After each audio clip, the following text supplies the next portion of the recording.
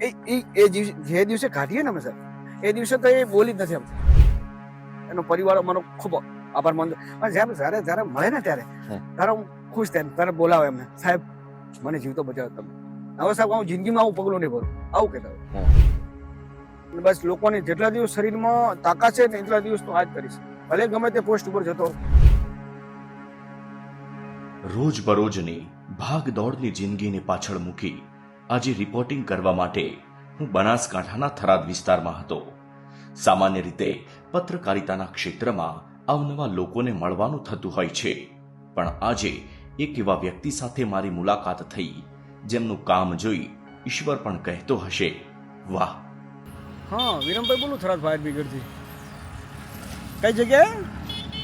ધીમા પુલે? હા હા, ઇમરજન્સી નીકળીએ છીએ. ઓકે હો, હું અને મારી ટીમ પહોંચીએ છીએ. સમય હતો રાત્રે 9 વાગ્યાનો. થરાદ ફાયર બ્રિગેડમાં અચાનક એક કોલ આવે છે.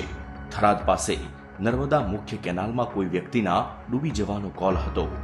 જાણકારી મળતા જ ફાયરની ટીમ રવાના થાય છે. સુમસામ કેનાલમાં કોઈ વ્યક્તિએ સ્યુસાઇડ કરવાના હેતુ સાથે જમ્પ લાવ્યું છે. કારણ શું હશે એ તો પહોંચ્યા બાદ જાણવા મળશે, પરંતુ ફાયરની ટીમના મનમાં એક જ સવાલ હતો કે વ્યક્તિને જીવતો કેવી રીતે બચાવવો. આજના રેસ્ક્યુ ઓપરેશનનો હું પણ હિસ્સો હતો. ઘટના સ્થળે પહોંચતા જ ડૂબતા વ્યક્તિને બચાવવા માટે ફાયર ઓફિસર 30 થી 35 ફૂટ ઊંડી કેનાલમાં કૂદી પડે છે.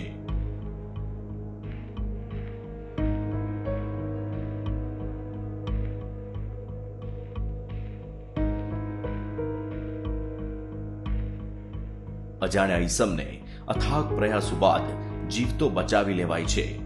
બધા હાશકારો અનુભવે છે. પરિવારની ઘર કંકાસને કારણે ઈસમે જીવન ટૂંકાવ્યાનો નિર્ણય લીધો હોવાનું માલુમ પડે છે. નવું જીવતદાન મળ્યા બાદ તેનું કાઉન્સેલિંગ થાય છે.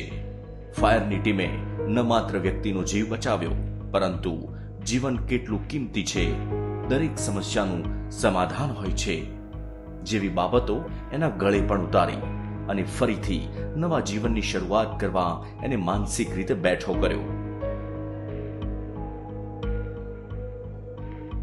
રિપોર્ટિંગના યાદગાર દિવસોમાં આજનો દિવસ પણ મારી ડાયરીના પાનાઓમાં કાયમ જીવંત રહેવાનો છે. ફાયર ઓફિસર વિરમભાઈ પાસેથી મારે એમના જીવન સંઘર્ષની અનેક વાતો પણ જાણવાની હતી. અત્યાર સુધીમાં તમે કેટલી ડેડ બોડી કેનાલમાંથી કાઢી હશે? મારી સર્વિસ હું 17 માં આવ્યા પછી કઈને ઓછામાં ઓછી 500-600 તો બારે હશે. એકદમ કોસ્ટલી તો નહીં ગયું. મને જો પહેલો તમને કીધું હોત તો મને આ તો અચાનક તમે મુલાકાત કરી, નહીં તો જો એનો ઓકળો પણ તમને આપો. બરાબર. તો જ્યારે તમને એવો ફોન આવે છે કે આ માણસ કૂદી ગયો છે, એ વખતથી લઈને તમે જ્યાં સુધી પહોંચો ત્યાં સુધી એ વખતે મગજમાં શું ચાલતું હોય છે? અમને એને બચાવવાનું, એને કઈ રીતે આપણે કઈ રીતે જ્યારે પહોંચીએ કઈ રીતે મારો જલ્દી જેમ બને એમ કે એને બચાવવું. મારો પ્રશ્ન ગમે તો માલ હોય, મિલકત હોય કે જાન હોય, બચાવવાનો જ પ્રશ્ન હોય. એમાં પછી અબોલા પશુ હોય તો પણ? અબોલા પશુ તો સાહેબ મને પાટું મારી છે ને છતાં પણ મેં એને બચાવેલા.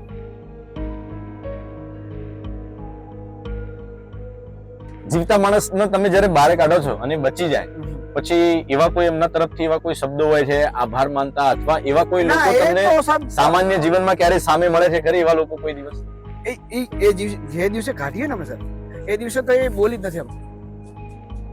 એ દિવસે તો બોલી જ નથી. એટલા ગભરાઈ ગયેલો હોય. એના પરિવારને અમે સોંપીએ. એનો પરિવાર અમારો ખૂબ આભાર માનતો. અને જ્યારે મળે ને ત્યારે હું ખુશ થાય, ત્યારે બોલાવે એમને, સાહેબ મને જીવતો બચાવ્યો તમે. હવે સાહેબ હું જિંદગીમાં આવું પગલું નહીં ભરું, આવું કહેતા હોય. શોધખોળ તમે કેવી રીતે કરતા હો? માનો કે તમે અહીંયાથી પડ્યા, તમને કોઈ કીધું કે આ બાજુ કોઈ માણસ કૂદી ગયો છે, તો પછી તમે શું એને નીચે છે તળિયેથી ચેક કરતા? નીચે કોઈ રેમ્પ લગાવે, કોઈ ઉપરથી ડૂબકી લગાવે, બધું ડૂબકી લગાવે, એ રીતે બધા કામ કરતા.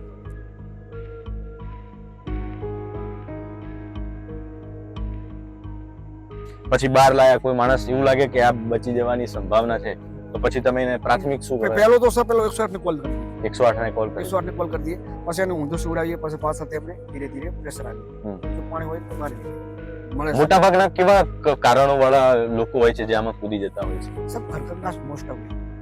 સૌથી મેઇન રીઝન ઘરકંકાસ. ઘરકંકાસ એ તો પતિ પત્ની નું હોય, કે તો બીજા ભાઈ ભાઈઓ નું હોય, મોસ્ટ ઓફ